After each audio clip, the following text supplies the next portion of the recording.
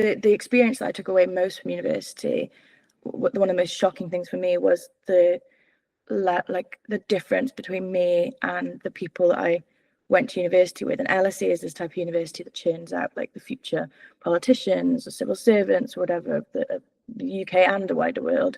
A world completely different to when I went home during the summer holidays.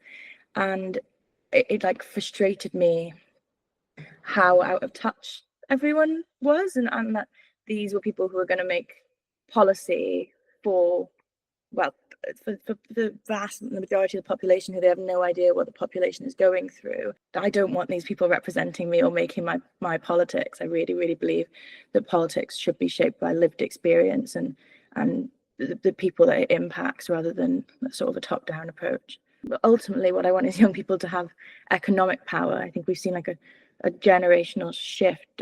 My generation, the generation below, and even people who are a bit older than me, 35, that group of younger people have had less and less wealth and less opportunity. And I want to see that economic power given back, whether that's the wealth tax or a more progressive tax system, or the ability to own your own home, job opportunities where you actually live. That sort of thing is, to me, the priority, the material circumstance of young people. Where my economics comes from is like inequality. So when we're looking at a policy and who it's good for, and if it's on aggregate good for Wales, but then there's certain people who are left behind by that, is who is winning and losing in this situation. Because I feel like so often with policy decisions we're seeing now, it's the people who have the least and who are at the bottom who lose from these decisions, whereas wealthy companies and wealthy people aren't having to sacrifice anything. I think of Tata, for example. In the name of net zero, we've lost thousands of jobs down in Port Talbot. But meanwhile, we're still going to be importing unclean steel from elsewhere, from places with poor human rights records. And we just nationalised steel in Scunthorpe, right? So there's a trade-off between net zero and an industry. But had we nationalised Port Talbot ourselves, had we had the borrowing powers or the political will to do so, we could have retained these workers while building the electric arc furnace, reskilled the people who were already there so they didn't have to leave the communities, so that impact of unemployment isn't on that community. Pylons as well, and green energy is, it's something that is needed, but they're going to put these pylons across our rural communities, and what do they get in return? Some international company gets a lot of wealth from green energy. Meanwhile, our communities deal with the burden of that and the site that they don't want to see, in return for maybe like this company paying for their local rugby kit. And I just think that's wrong. I think it should be community owned and community wealth. And once again, it's the people at the bottom losing out from these decisions. I think with net zero, what we really need is a just transition, and that has to be in every policy we do as we move towards green industry.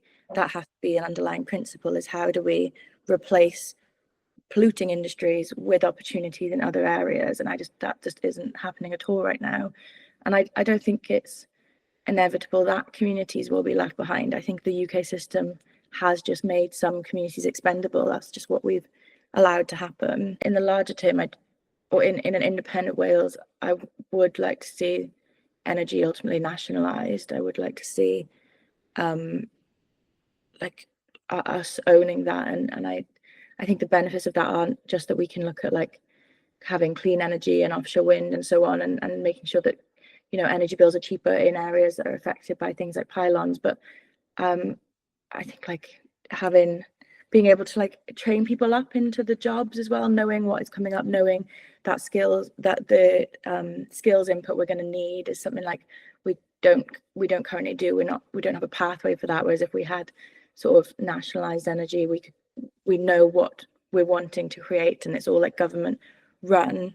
I think people are frustrated with the lack of tangible change, and this everything just that comes out of the Senedd sometimes feels like tinkering around the edges rather than actually implementing policy that's going to radically change things for people.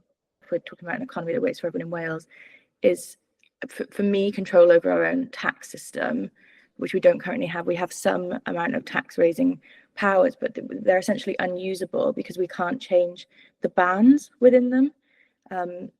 So we can't really target high income earner. And then I also think like breaking up the lower ends of the bands is important as well to try and create that more progressive tax system effectively.